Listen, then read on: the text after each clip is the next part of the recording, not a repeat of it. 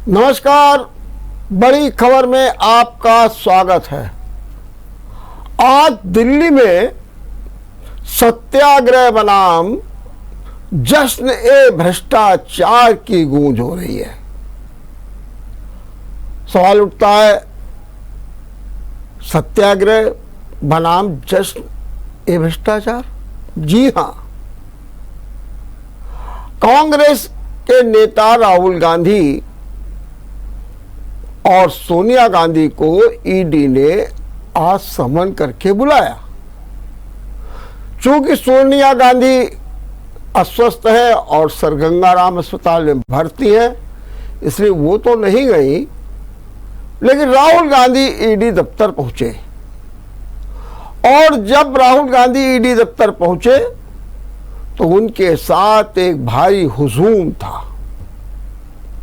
उसमें सामान्य कार्यकर्ता नेता नहीं थे, उसमें मुख्यमंत्री थे Ashok Gehlot, Bhupendra Baghel, member of parliament, दोनों सदनों के नेता अधीर रंजन, मल्लिकार्जुन, पूर्व मुख्यमंत्री हरीश रावत जैसे दिग्गज नेता थे। प्रियंका गांधी भी साथ में थी। और कहा गया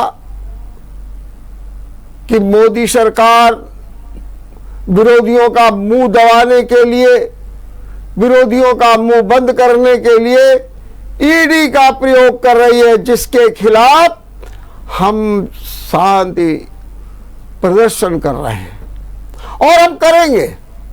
हम पर चाहे लाठियां चले, चाहे गोलियां चले, कुछ भी करें, लेकिन हम करेंगे। और कहा किया,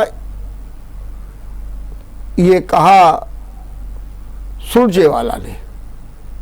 अशोक गहलोत ने भी अपनी बात कही और इसके बाद नेताओं का तांता लगा रहा। दिग्विजय सिंह भी बरसे। दिग्विजय सिंह तो ये भी बोले कि 2014 में केस शुरू किया गया और बाद में बंद कर दिया गया। बहरहाल कांग्रेस ने आज ये दिखाया कि यदि आप हमारे नेता पर हमला करेंगे तो हम उसका जवाब देंगे। वहीं दूसरी ओर भारतीय जनता पार्टी ने इसे जश्न भ्रष्टाचार कहा। भारतीय जनता पार्टी की नेता मंत्री स्मृति ईरानी ने तो करारा हमला बोला है राहुल गांधी पर। एक एक बात की जानकारी दी है। प्रवक्ता संबित पात्रा ने भी कहा, अगर कोई गड़बड़ी नहीं है तो जवाब देने में क्या दिक्कत है और क्यों ये मार्च हो रहा है। ये बार बार बात की गई इन नेताओं की ओर से। जैसे ही ये तय हुआ कि राहुल गांधी को कल ईडी दफ्तर पहुंचना है, सवेरे कांग्रेस के दफ्तर में भारी हुजूम लगना शुरू हो गया। बड़े बड़े दिग्गज नेता पहुंच गए, धारा 144 लगा दी गई और यह तय हुआ कि अब पैदल चलेंगे राहुल गांधी। उनके साथ में प्रियंका गांधी भी थी।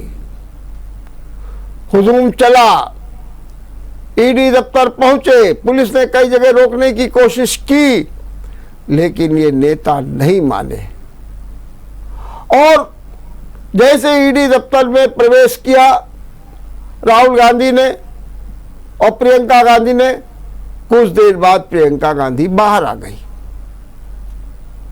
राहुल गांधी की पेशकश थी कि उनके वकीलों को भी बैठाया जाए, उनसे जो सवाल जवाब हो उनमें उनके वकील भी मदद करें।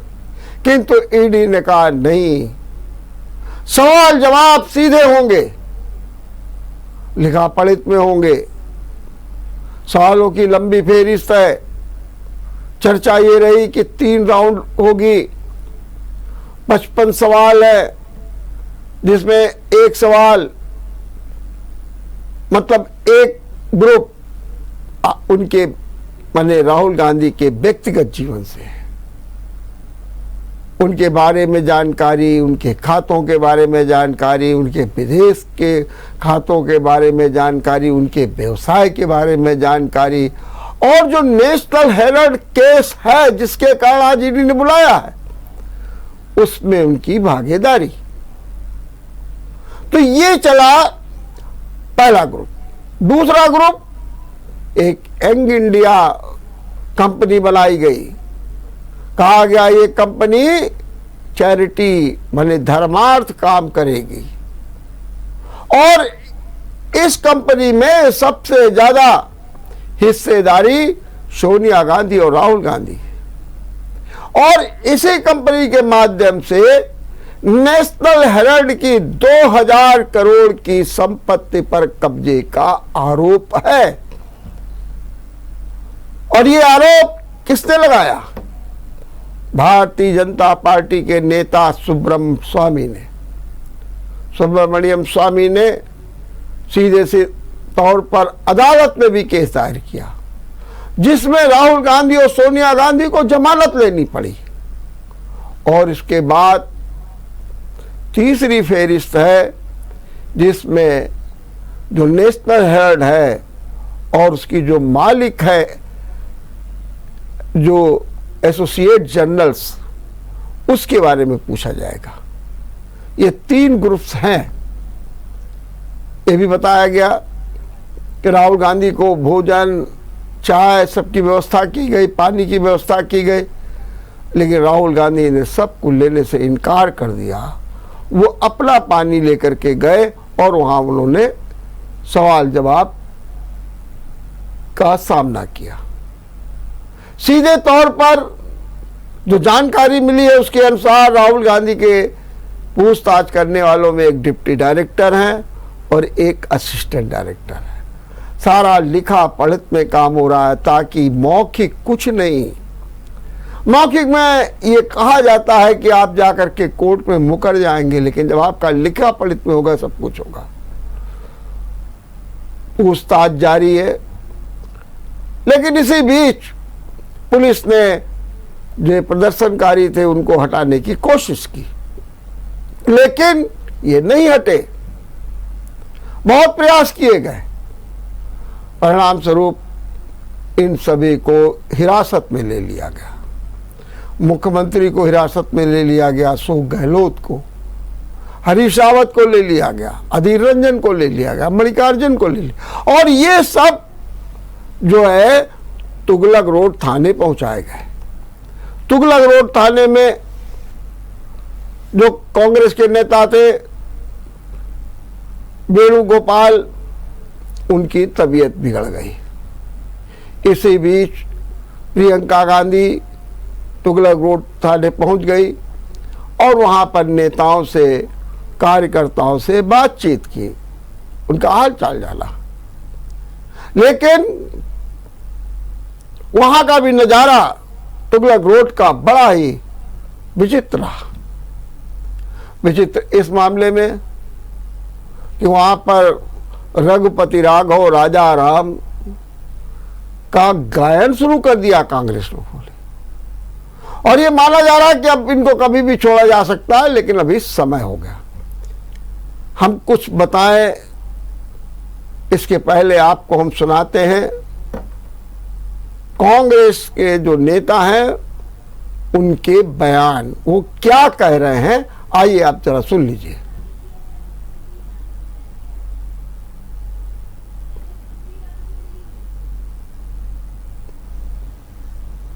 देश की राजधानी में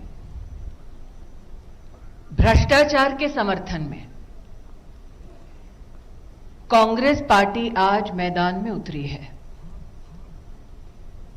जिन्होंने न्योता दिया कांग्रेस के कार्यकर्ताओं को,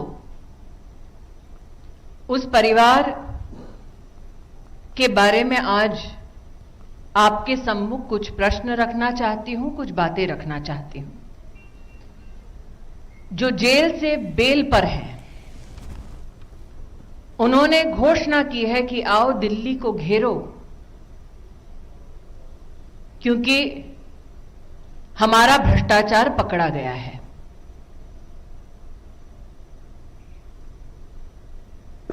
एक इन्वेस्टिगेटिंग एजेंसी पर दबाव डालने के लिए कांग्रेस शासित राज्यों के वरिष्ठ नेताओं को विशेष आमंत्रित किया गया है। इन्वेस्टिगेटिव एजेंसी के ऊपर दबाव डालना खुलेआम कांग्रेस की इस रणनीति को आप क्या नाम देंगे? भ्रष्टाचार के किन मुद्दों पर राहुल गांधी को तलब किया गया है, उन पर थोड़ा विचार करें। एक ऐसी कंपनी 1930 के दशक में गठित होती है जिसका काम है अखबार का प्रकाशन। उस कंपनी का नाम एसोसिएटेड जर्नल लिमिटेड। उस वक्त जिसके शेयर होल्डर थे 5000 से ज्यादा स्वतंत्रता सेनानी और जिस पर अब कब्जा है गांधी खानदान का। जिस अखबार के प्रकाशन के लिए स्वतंत्रता सेनानी शेयर होल्डर्स सुनिश्चित की गए, उसकी शेयर होल्डिंग एक परिवार को इसलिए दी गई ताकि वो अखबार का प्रकाशन ना करें बल्कि रियल एस्टेट का बिजनेस करें। साल 2008 में इस कंपनी ने अपने ऊपर 90 करोड़ का कर्जा चढ़ा लिया था और फैसला किया कि अब यह कंपनी प्रॉपर्टी के बिजनेस में उतरेगी। साल 2010 5 लाख रुपए से यंग इंडिया लिमिटेड नाम की कंपनी बनाई गई। महासचिव राहुल गांधी डायरेक्टर के रूप में इसमें सम्मिलित हुए। 75% मात्र उनकी हिस्सेदारी थी, बाकी उनकी माताजी के पास, मोतीलाल वोरा जी और ऑस्कर फर्नांडिस जी जैसे नेताओं के पास। इसके बाद एजीएल के 9 crore shares young India limited को दिए जाते हैं। 9 करोड़ शेयर्स के साथ यंग इंडियन को इस कंपनी के 99% शेयर हासिल होते हैं। गॉडसे के वंशज गांधी को डराने एक बार फिर चले हैं। न महात्मा गांधी डरे थे, न महात्मा गांधी के उत्तराधिकारी गॉडसे के वंशजों से डरेंगे। अगर इस देश में देश के स्वतंत्रता संग्राम की आवाज को दबाने वाली अखबार के कर्मचारियों की तनख्वाह देना, अगर एक अखबार के पत्रकारों की तनख्वाह देना अपराध है तो हम ये अपराध बार बार करेंगे। अगर बिजली का बिल देना अपराध है अखबार का, अगर अखबार का हाउस टैक्स देना अपराध है तो ये अपराध बार बार करेंगे। मोदी सरकार, कायर मोदी सरकार हमें गिरफ्तार करे, हमें आजीवन कारावास दे।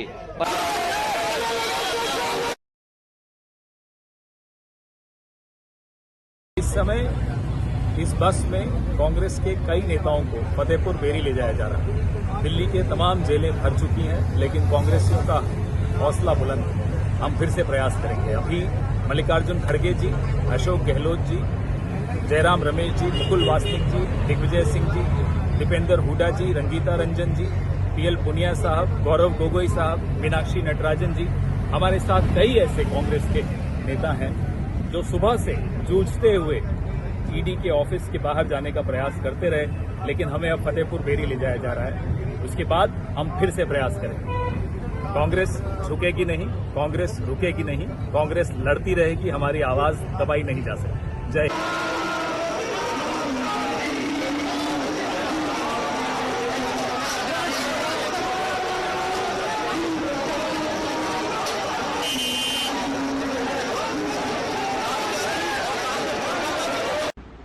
देश को, देशवासियों को विपक्ष को और कांग्रेस को संवैधानिक संस्थाओं से नोटिस दिलाकर डराने की कोशिश की जा रही है।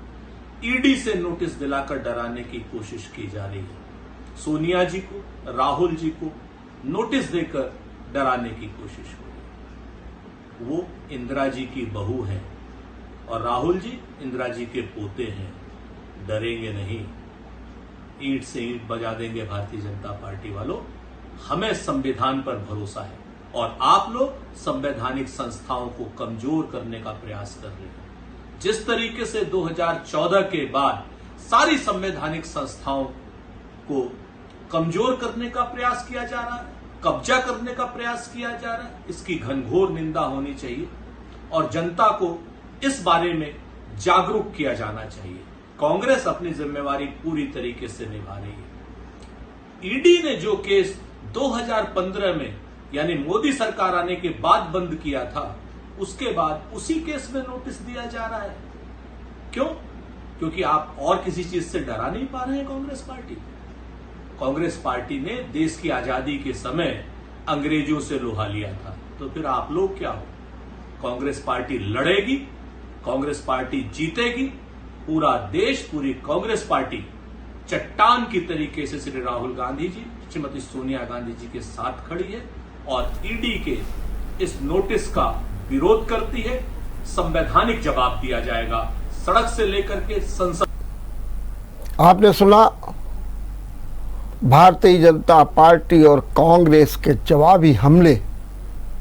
दोनों के अपने तर्क हैं और अपने विचार हैं। आपको ये भी बता दें कि राहुल वाड्रा ने भी एक ट्वीट के द्वारा बताया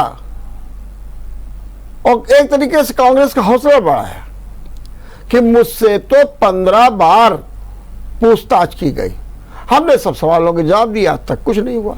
मतलब कुछ नहीं होगा।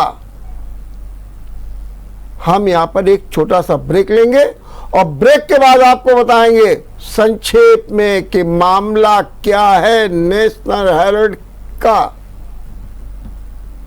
ब्रेक के बाद आपका एक बार फिर स्वागत है। हम आपको बताते हैं कि क्या है नेशनल हेराल्ड केस। 1930 में एक एसोसिएट जनरल्स लिमिटेड कंपनी की स्थापना की गई। पंडित जवाहरलाल नेहरू प्रथम प्रधानमंत्री ने उस समय इस कंपनी के माध्यम से 3 अखबार निकाले। अंग्रेजी में नेशनल हेराल्ड, उर्दू में कौमी आवाज और हिंदी में नवजीवन। ये अखबार चले। पंडित जवाहरलाल नेहरू इनका संपादन करते थे, संपादकीय लिखते थे। स्वाभाविक था कि ये अखबार ब्रिटिश हुकूमत को चुभने लगे और इस में 5000 स्वतंत्रता संग्राम सेनानियों के शेयर्स थे। अखबार चला। ब्रिटिश हुकूमत ने 1942 में प्रतिबंध लगा दिया, अखबार बंद हुआ। उसके बाद 1945 में फिर अखबार निकला और लगातार चलता रहा, लेकिन धीरे धीरे उसकी स्थिति कमजोर हुई। 1962-63 में बहादुर शाह जफर मार्ग, मतलब दिल्ली और मथुरा रोड पर जो है कंपनी को एक जमीन मिली। कहा गया ये कंपनी जो है सिर्फ प्रिंटिंग प्रेस का ही काम करेगी, अखबार का प्रकाशन करेगी। लेकिन सने सने अखबार की स्थिति बिगड़ती गई। 90 करोड़ का कर्ज हो गया। 2008 में अखबार को बंद कर दिया गया। लेकिन जो 90 करोड़ की लायबिलिटी थी वो कांग्रेस ने अपने ऊपर ले ली। इसी बीच में क्या हुआ, ये भी कोशिश की गई और नेशनल हेराल्ड का एक डिजिटल वर्जन भी निकाला गया। इसके बाद यहीं से थोड़ी कहानी पलट गई जो विवादों में है। एक यंग इंडिया कंपनी बनाई गई और उसमें मेन पार्टनर थे राहुल गांधी, सोनिया गांधी। एक डायरेक्टर भी थे राहुल गांधी। कहा जा रहा था उनके 75% शेयर थे। लेकिन कुछ लोगों का कहना है कि नहीं, 38% सोनिया गांधी के थे, 38 राहुल गांधी के, शेष अन्य कांग्रेस नेताओं के थे। और बस यहीं पर क्या हुआ कि इस कंपनी के माध्यम से 50 लाख रुपया दे करके वो जो 90 करोड़ का कर्ज था वो समाप्त करा लिया गया। और एसोसिएट जर्नल्स की जो बिल्डिंग थी या जो उसकी 2000 की संपत्ति थी, दिल्ली में, लखनऊ में, मुंबई में, कई जगहों पर, उन पर कब्जा कर लिया गया। बस यही एक आरोप है कि किस तरीके से कब्जा किया गया। और इसी बात को लेकर के सुब्रमण्यम स्वामी कोर्ट गए, कोर्ट से सोनिया गांधी और राहुल गांधी को जमानत करानी पड़ी। इसीलिए कहा जाता है कि ये बेल पर है। और आज उसी सिलसिले में ईडी पूछताछ कर रही है। देखते रहिए बड़ी खबर। नमस्कार।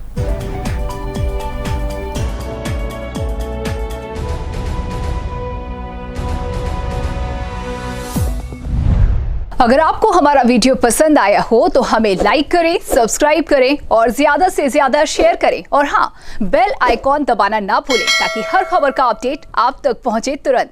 आप हमें इंस्टा, ट्विटर और फेसबुक पर भी फॉलो कर सकते हैं। हमारी आईडी है @JMT News Flash।